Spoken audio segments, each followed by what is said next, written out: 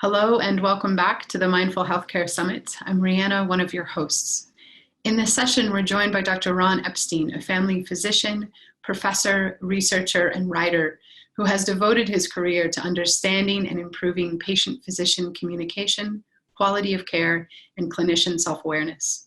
Dr. Epstein co-directs the Mindful Practice program at the University of Rochester and has over 250 publications, including his groundbreaking article, Mindful Practice. His first book, Attending, Medicine, Mindfulness, and Humanity, was released in 2017. Yesterday, we talked about mindfulness overall in healthcare, and we heard from incredible speakers. In this session, we'll be looking at the research behind mindfulness, how it benefits our own health and our patients. Thank you so much for being here, Dr. Epstein. It's a real pleasure being here. So as medical practitioners, we know that attention, memory, and being able to notice and respond to information and data are the basic foundation of being good clinicians. And some in the field might say, just by virtue of practicing medicine, I already know how to pay attention to details. And so one question is, how would you respond to this notion that since we already know how to pay attention to details, what is the real benefit of now implementing or taking on, so to speak, a formal meditation or mindfulness practice? What is the benefit? Well, I go back to a quote from William Osler, who is really one of the founders of modern medicine. And he said that we miss more by not seeing than by not knowing. And so at the end of medical training, the mind is filled with facts, but we don't really learn how to direct our gaze, and especially towards those things that we find disturbing, unexpected, or that even question our own identity and competence. So it's not that we don't know how to pay attention, but we don't have the optimal capacity to pay attention under circumstances in which our resources are really stressed. For example, if I'm a primary care doctor, and primary care doctors tend to dislike certain kinds of patients or find them difficult. For example, if I saw in my schedule, or if the average primary care doctor saw on their schedule, patient's primary complaint is, I hurt all over. That kind of fills you with a sense of dread and also a sense of bias and expectation. And so if you're not aware of that bias, then you might actually miss something that's really important. Another example, I've been in the same practice for 35 years, and I have some of the same patients for 35 years. And some of them have had the same problems for 35 years. But I have to be ready for the next time they come in for that abdominal pain to be a little bit different. That it might not just be an irritable bowel, but it could be ovarian cancer, it could be something else. So that capacity to keep your mind open to the unexpected while still retaining an ability to function and function efficiently, I think is a cultivated skill. Now, whether you need to practice meditation in order to do that is an open question, but it certainly helps. That ability to take a moment and lower your reactivity so that you can see things more clearly, and I think is an important skill that I never really learned how to develop, or I was never taught how to develop, and was left on my own. For me, having a meditation practice was particularly useful because I actually had that practice and it was fairly well established before I started medical school. So I felt like I was going back into something that I already knew. But for a lot of practitioners, they need to learn that capacity all over again. And I could give you numerous examples of things that people miss because they weren't expecting to, but I think that's probably enough for now, at least for starters. So how do you do this? One thing that I found personally was that even though I had a sitting practice and was able to stabilize my attention there, if I was in the middle of a cardiopulmonary resuscitation attempt, someone's heart stops and we're trying to get it started, it's hard to bring that same sense of calm and presence that you can on a cushion. So how do you actually do that translation? How do you move that over? And is that something that naturally happens or something that you have to work on? It's my belief that you actually have to work on that translation, so that not only having a stable meditation practice, but also a practice that you can bring into your everyday work. For example, almost unconsciously, I'd say, because I never really made a decision to do this, I realized at a certain point that before I enter the room with each patient that I'm about to see, I pause for a moment. I put my hand on the door handle, I take a breath, and mentally observe my own state of mind, and also mentally take what's just happened with the previous patient or the previous encounter and put it on an imaginary shelf next to me. It's not that I'm discarding it or putting it away, but I'm making this intentional decision to enter that next room with a fresh mind. So I'm not taking the residual from the patient I just saw with uncontrolled diabetes into the room with the healthy newborn that I'm about to see. So it's this, and it's momentary, it's very quick. It's not that I linger at the door for, even more than a second or two. It's really, but if I do this, for a full-time practitioner, they may see 20 patients in a day, and that's 100 patients a week, and they do it for 40 weeks out of the year. I mean, that you're practicing something 4,000 times a year. And if you're in practice for 10 years, that becomes 40,000 times. And so the accumulation of all those small moments adds up to quite a bit. And also anything that you do 40,000 times, you generally get to be pretty good at. So for me, that's the next step. That's the important. And if you can approach each patient with that kind of freshness, they notice. They may not have the words to say it, but they'll just say, well, he or she was really there for me. Well, what does that really there mean? And I think it has to do with a quality of presence and a quality of attention that can be cultivated. I really love this piece of what you just said about if you practice something 40,000 times, you're going to get good at it. I'm a nurse and practiced in the emergency department. I've worked in healthcare and also on death row. And it occurs to me that I can either practice sense of presence and tuning in, even if it just takes a second as I'm rushing from one thing to the next in the ER. And I can do that 40,000 times and get good at that, moving quickly. Or I can just take one extra second to recenter, ground, even if it feels impossible, and get good at that. Uh-huh. Either way, I'm training in something, no matter what I think I'm training in. Yeah. No, exactly. And it's not you present that idea to the average physician, and they'll say, oh yeah, of course. And often people will talk about things that they do. I mean, surgeons talk about what they think about when they're scrubbing. Or I think we all have discovered little bits and pieces of this. The question is making it a habit. It reminds me of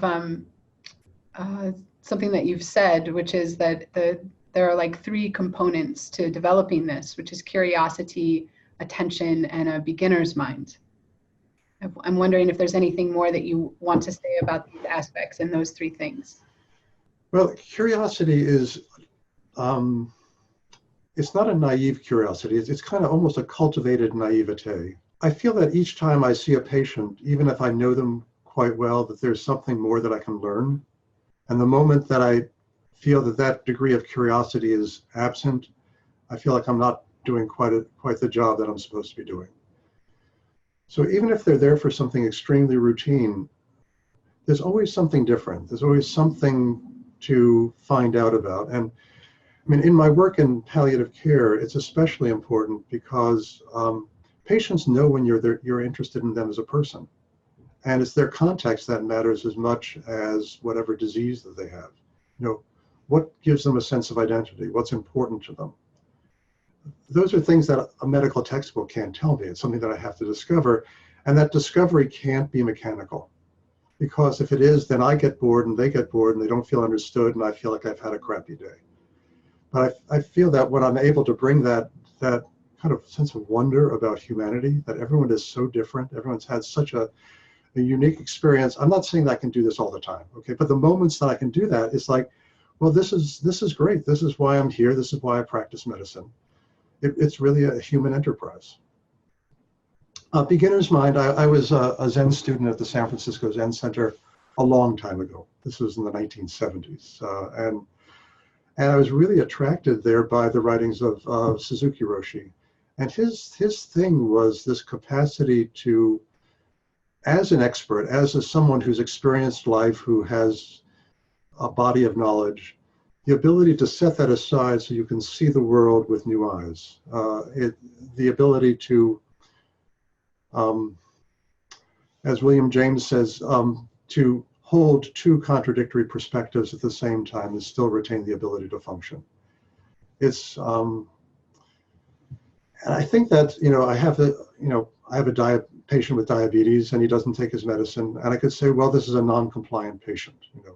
Non-compliance is a really bad word in medicalese. Or I could say this is someone who's trying as hard as he can. And it's not that one is true and the other is false. They're actually both true. They both contain some truth. And it's just this ability to hold paradox, to hold contradictions, that I think allows for more out-of-the-box thinking and more personalized medicine. And attention, I think we've all talked about. It's not only what you're directly looking at, but also what's in your peripheral vision. So one of the most striking experiences I had as a medical student, and it's incredible how these memories kind of stick with you more so than the patient last week, because they were the first realization of something important. So I was in the OR with a very experienced and well-known surgeon doing a retroperitoneal lymph node dissection.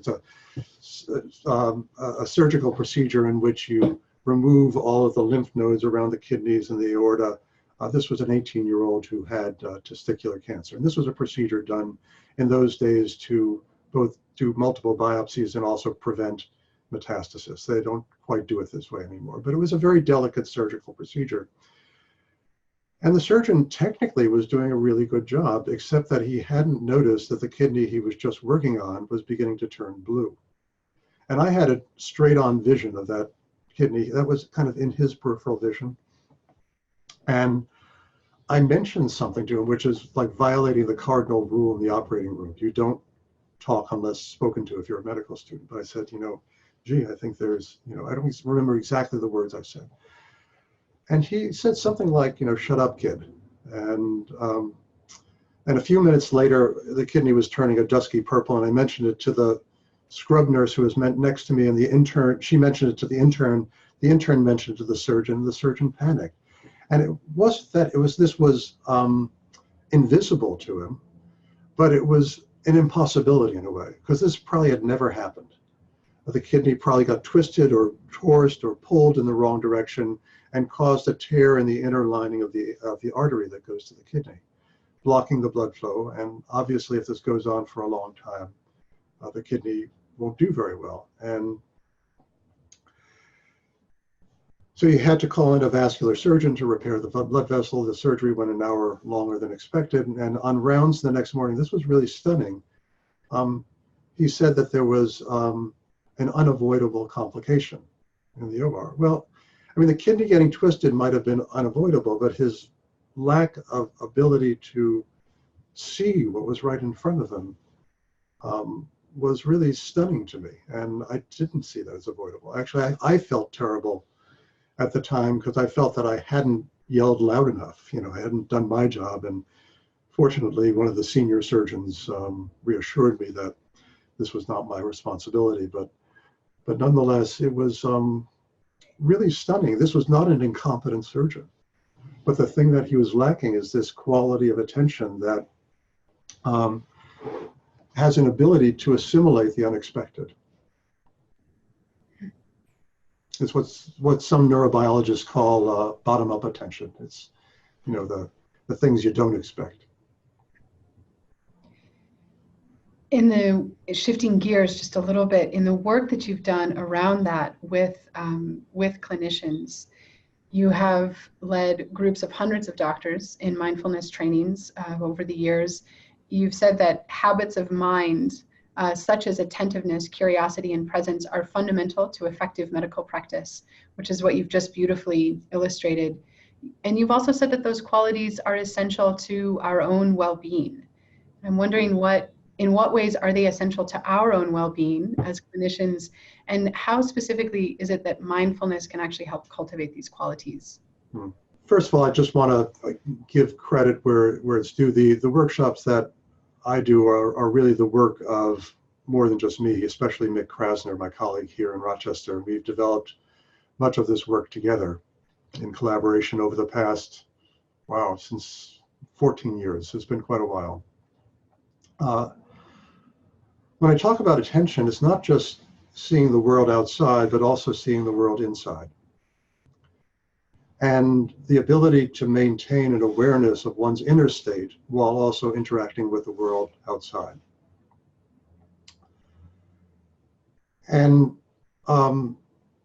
clearly, if you know that you're experiencing some low-level stress, you're in a better position to deal with that stress than if you wait till it gets to a point where it becomes unmanageable. And so, not that this is the answer. I mean, the issue of physician distress and physician well-being is really complicated and has a lot to do with the toxic environments a lot of us are working in. Just a story. A few years ago, there was someone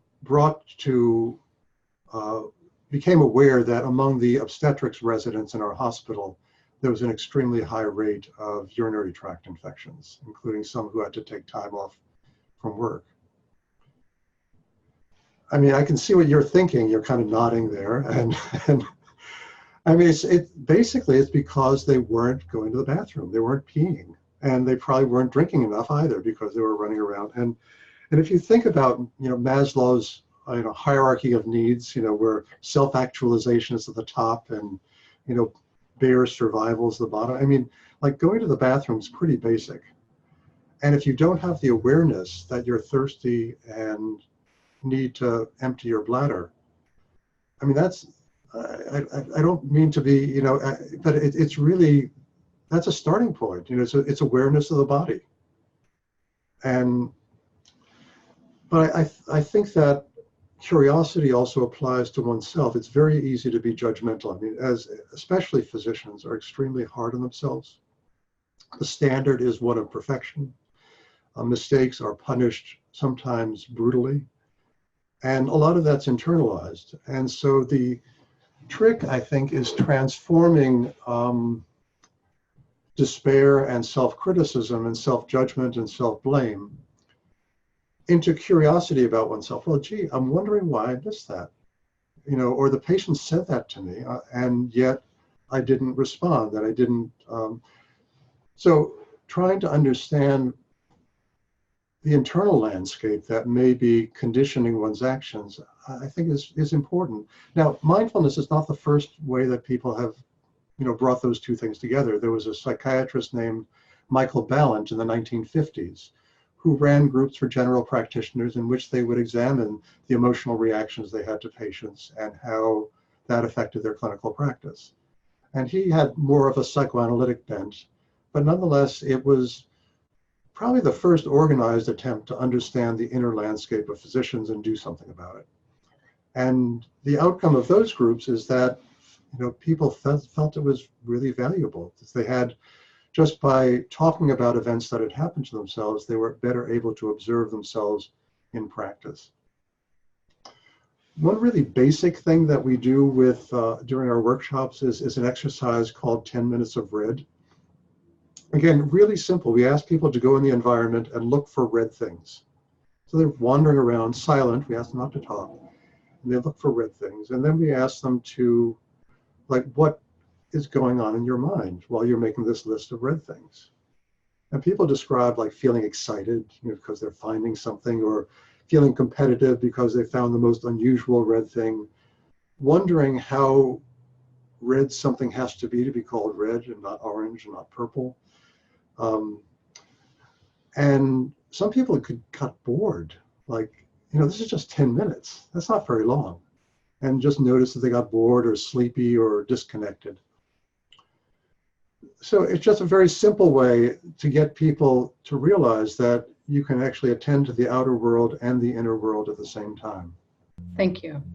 It's very helpful. You mentioned toxic environments of where we work as medical practitioners, whether we're nurses or doctors or EMTs or pharmacists.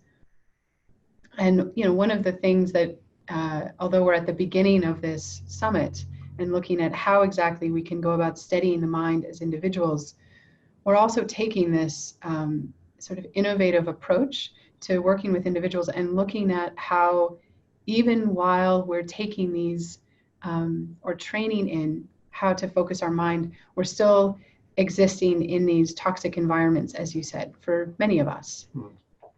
In your experience, what do you think that those environments, organizations, departments, systems, what can they do to foster environments where clinicians are better able, or there's more of an opportunity for them to notice the red, to notice what's happening outside as well as inside of them? Right. Yeah. Just as you were talking, I was remembering that a Zen blessing, may you exist in muddy waters with purity like a lotus. But it kind of acknowledges that the lotus roots are always in the mud, right? And so when I'm at work in the hospital, I'm slogging through mud, metaphorically or sometimes kind of literally. So and healthcare has never been easy.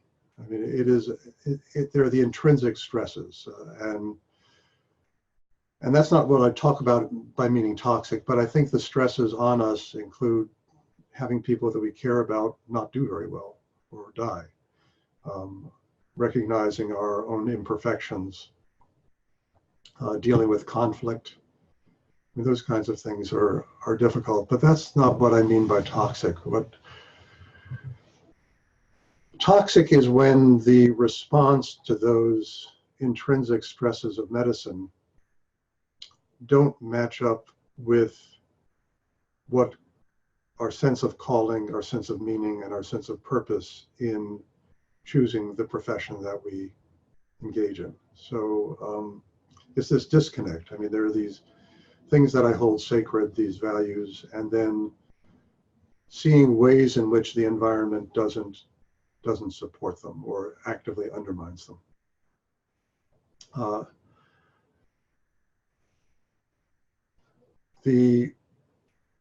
There are some new toxicities that people are quite fixated on. I don't think they're all of them. The electronic health record. It makes it so the computer screen is a magnet. It's very, very difficult to avert your gaze from the screen to anything else. The electronic health records are complex. They're incredibly useful because you can retrieve enormous amounts of information. But they have a kind of magnetism about them that draws your attention away from those things that you find the most meaningful. A recent survey said that residents in the hospital, trainees, spend about 20% of their time physically in the presence of patients. And the rest of the time, and they spend probably about 50% of their time in front of a screen. And there's something wrong with this. There's something very wrong with this. And we can go into all the reasons for it, all the administrative and bureaucratic reasons why that's the case, but there's something wrong with it. The fact that we're even talking about resilience of health professionals as opposed to a revolution in the way that healthcare is organized, I think is also problematic, because resilience for many people implies that if you're suffering, it's your fault. And it's because you're not resilient enough. I mean, anyone who's survived organic chemistry and the medical school admissions process is intrinsically incredibly resilient. The resilience may be misdirected, but they do have this quality of resilience. They're not fundamentally fragile. They're not fundamentally flawed. And so I think that message in and of itself is toxic. And then there are the unfortunate things that the interpersonal dynamics of healthcare institutions, for example, the way that blame happens. Something goes wrong, And then who gets blamed and how do people communicate about that? I just think about I don't mean to extol the corporate world, but my son started a job at Google a couple of years ago. And he spent the first week or so in an orientation where they actually learned how to talk to one another and work in teams and give each other feedback. This is like really basic. You know, it's a group of engineers, you know, they might have been, but this is something that and this is expensive time. I mean, the organization are paying these people a lot of money, and they see it in their interest to help people be better communicators and more sensitive to other people's feelings and more sensitive to their own feelings. And if only we did something like that every time there was a new hire in a medical institution. We don't. There are little bits and pieces. It's better now than it was 20 or 30 years ago, but it's a long way to go. So there's the interpersonal toxicity, there's the informatics toxicity, and then also just the noise levels. I mean, you mentioned that you've worked in emergency rooms. It is, you know, 80 decibels in there. And there are people talking in both ears, and there's sirens and things flashing. And if you tried to take in all of that sensory stimulus, you would get exhausted within minutes. So you have to block some of it out.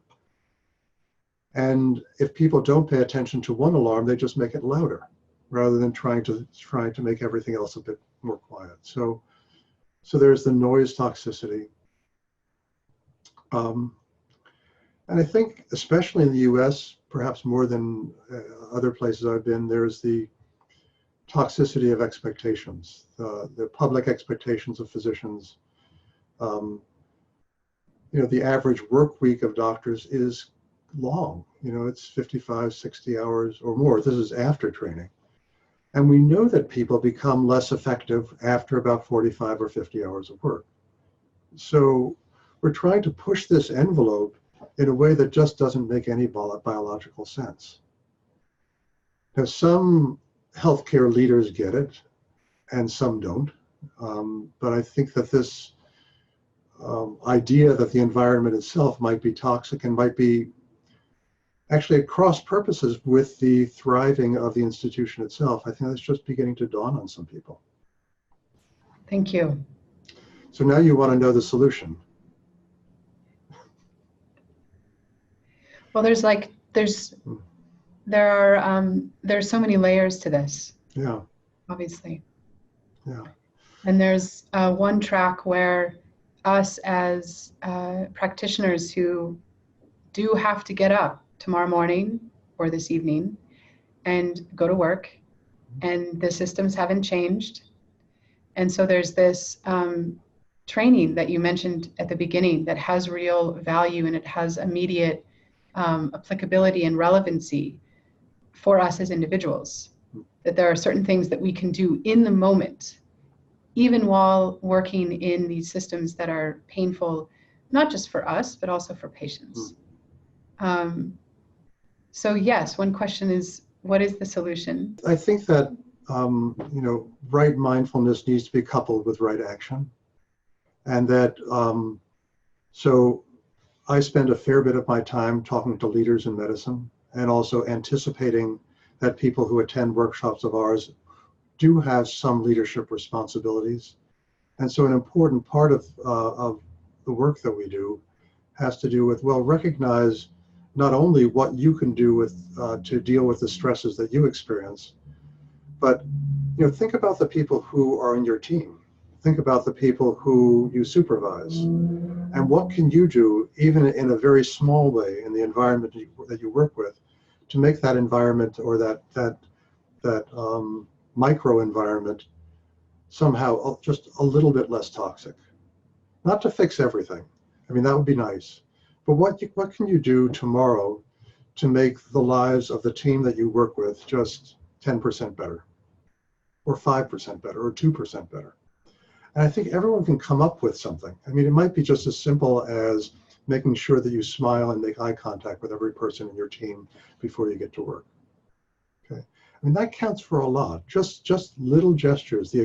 And if, again, you know, talking about habits, if that becomes your habit, then it begins to have a positive effect.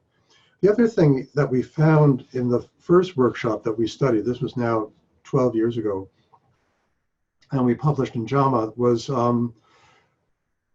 we asked people a year after completing this year-long mindful practice workshop, what were the things that mattered most to them, that they learned that were the most important?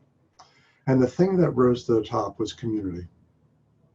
So more than learning any particular technique or more than any particular skill or whatever, was the sense that there were people who had similar aspirations, who could hear their stories without feeling judged or evaluated, and with whom they might feel a sense of ongoing affiliation.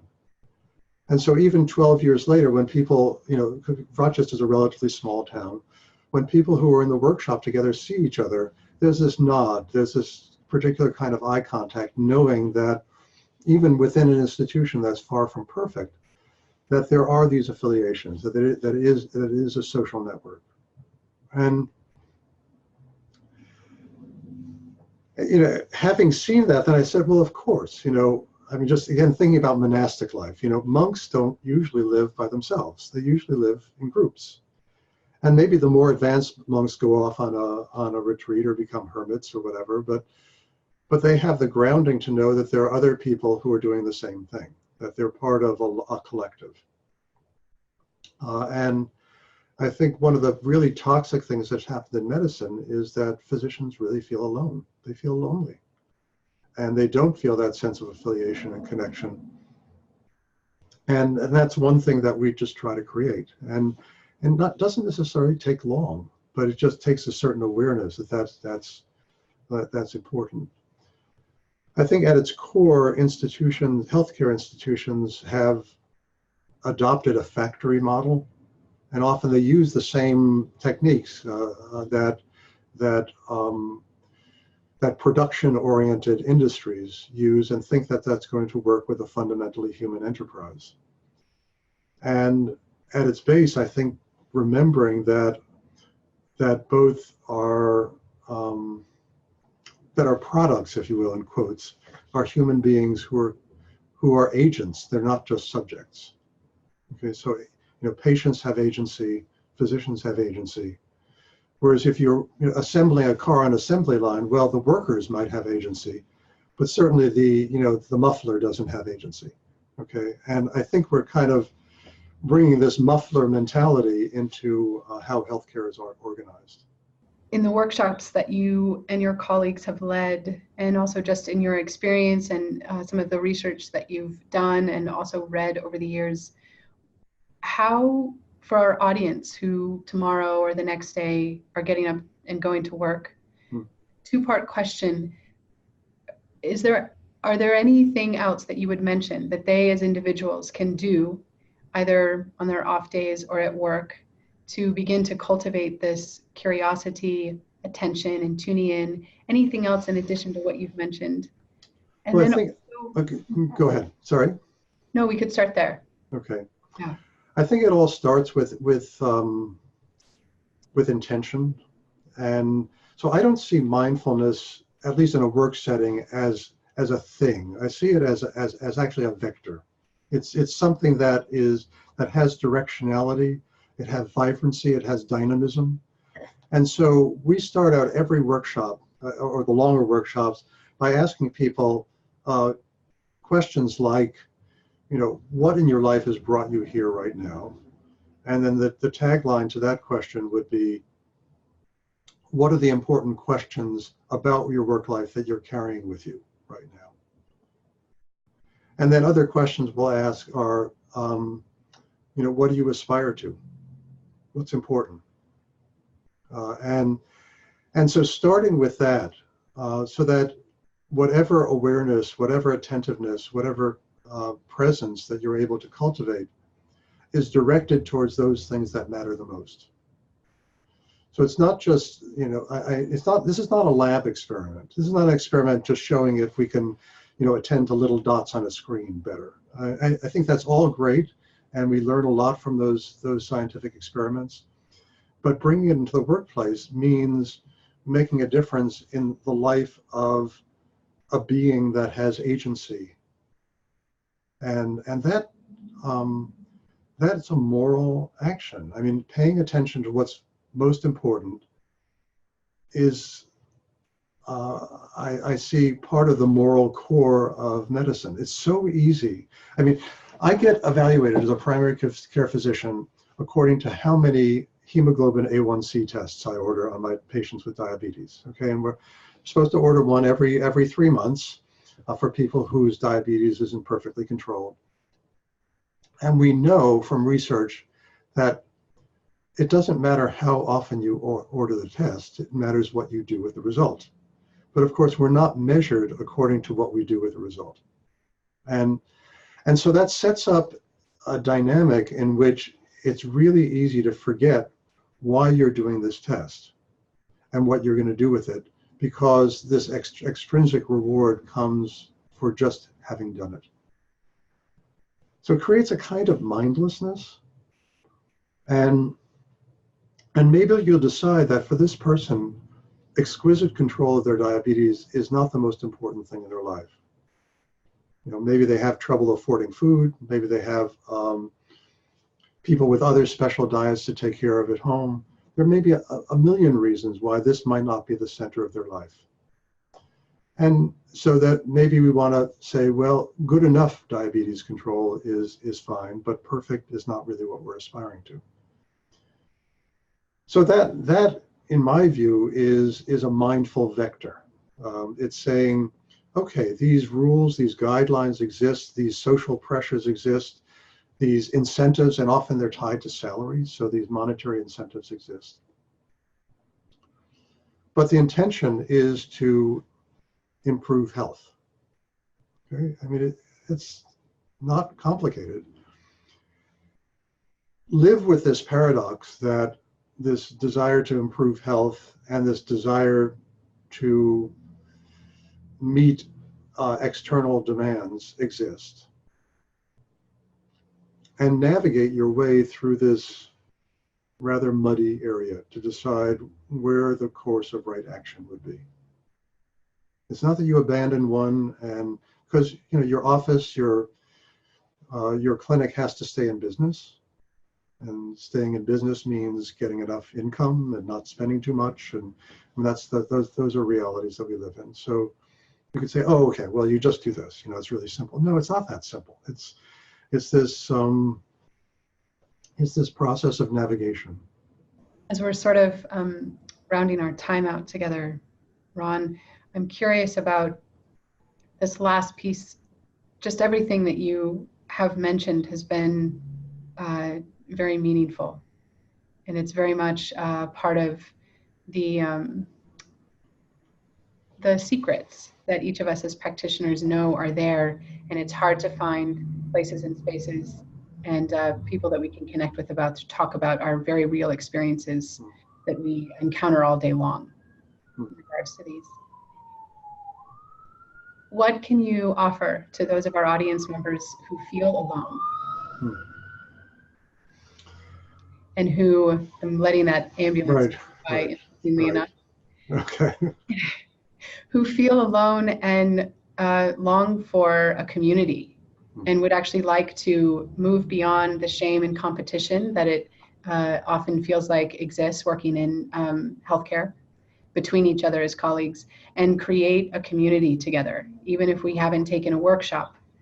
How would you recommend that people start that? Invite someone to lunch. I mean, that's kind of simple. I can describe a little bit about what we do in our workshops, and perhaps some people will find elements of that they could begin to take into their everyday life. So one thing we do is we teach doctors, and I say doctors because most of the participants in our workshops are physicians, but we do have a whole bunch of other health professionals and medical educators come as well. We teach people to meditate, and but with the instructions of try it for 2 minutes twice a day. Okay, and then if there's something about it that you find compelling, or something that you find useful, well then increase as tolerated. We kind of make a little joke out of it. And but I think people get the message that that even just a momentary awareness is valuable. You don't have to be a monk. You don't have to be the Dalai Lama. You just need to have the intention to be more aware. So that's at home. And then we give them a whole array of exercises that they can do in the workshop. So I talked about the doorknob exercise. And one thing that I will leave people with is to make a commitment every day to have one moment of exquisite beauty. Okay, so it could be a patient's face, it could be a tree that you see outside, it could be anything. But and of course, you never know when that moment's going to happen. So it sets up a kind of expectation that not only are you living in the swamp, but also there might be an orchid there, and you never know when it's going to appear. And it's not being Pollyannish, it's just saying, okay, we live in this environment in which we are trying to do good, and sometimes something beautiful emerges from it. And so those are things that you can do by yourself. You can observe, find ways of interacting with your environment, different ways. One meditation that I like to use was borrowed from the Search Inside Yourself program. It's called Just Like Me, and in which you go through a series of things. You think about someone or a situation that was difficult, and you say, well, this person has a body and a mind just like me. This person experiences suffering just like me. This person sometimes gets angry, sad, frustrated just like me. This person wants to be happy, just like. And in a way, it's an exercise of building building this beginner's mind capacity, because it might be someone who beats their spouse and drinks too much and doesn't take care of themselves and smells bad and keeps coming to your emergency room.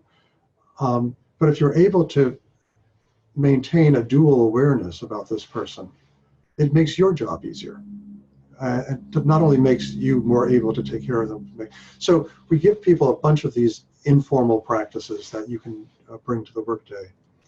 But the bulk of the time we spend is in dialogue and teaching people, using quite structured exercises, how to engage in deep listening. Listening without giving advice, without judging, without talking about your own story, without having to be clever. It's just listening so that you can assimilate that other person's experience as deeply as possible. Now, of course, we should be doing this all the time, right? We're clinicians, we're in the business of human understanding. But it's important to just, and so we have people write narratives about a meaningful experience or a difficult experience or conflict or something, when they're attracted to someone, when they found someone repulsive, or just any story about an incident in clinical practice. And then you have your 8 minutes to talk about that story to someone who has basically made a commitment that they are going to be a deep listener. They'll ask questions, it'll be a dialogue, but those questions are designed to deepen understanding. And it's incredibly powerful.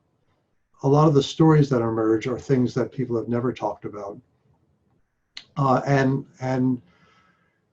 participants will say, no one has ever listened to me in that way, at least in a professional context. That kind of deep listening to one another is exquisite. And so we use narratives as triggers. We use interviews as triggers. We use a technique called appreciative interviewing. We borrow some from Gregory Kramer's work on insight dialogues. I mean, all of these are different ways of getting to the same goal of being an appreciative, receptive, responsive, deep listener who can really assimilate the suffering of another person.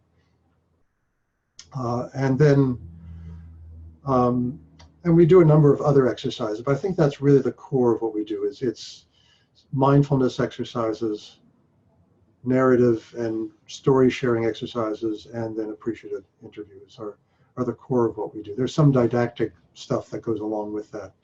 But that's, so I'm saying that to say, well, is there an opportunity in which you can have structured dialogues with colleagues?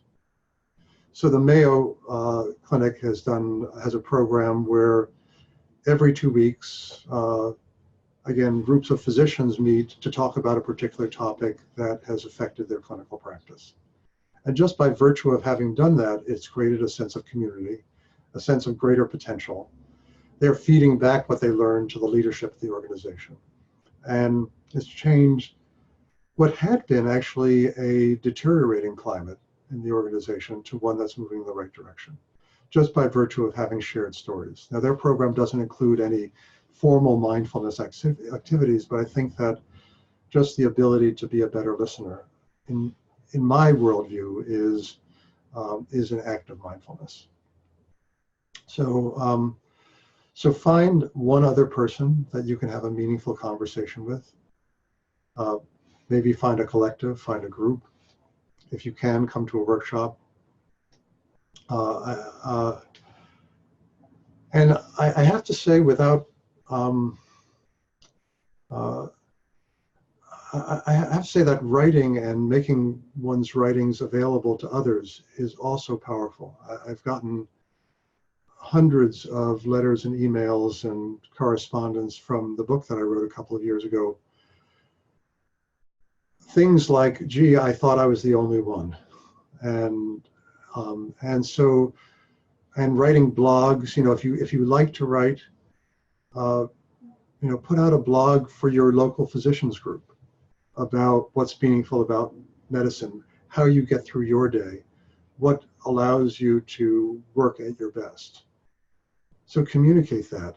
And I mean, yes, it's really, I mean, I enjoy my share of complaining about the system and its intransigence, but if you can somehow steer some of that energy to your,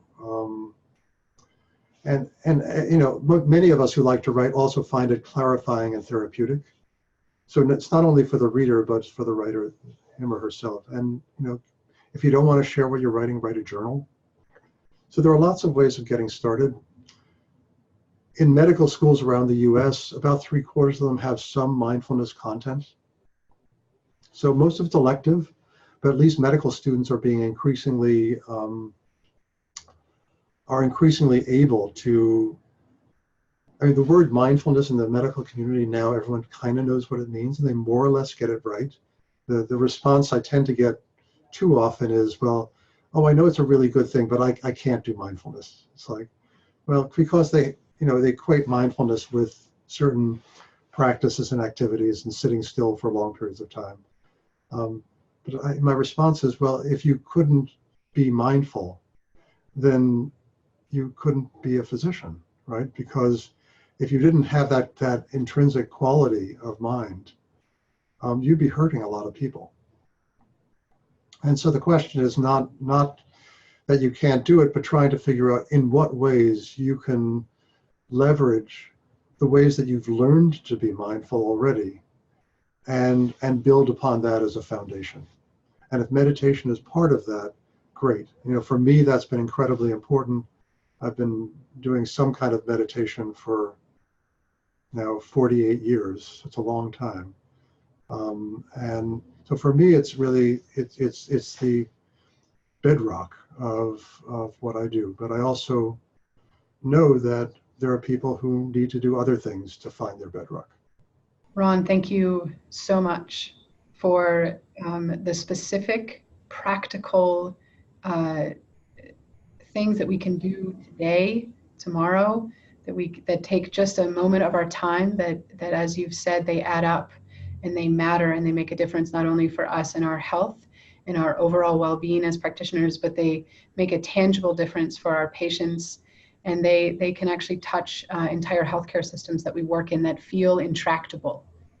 And what I really got from speaking with you today is just these 2 seconds can actually touch a whole situation. So thank you so much. Well, thank you for having me. And I'm so glad that you're doing this series. It's really important.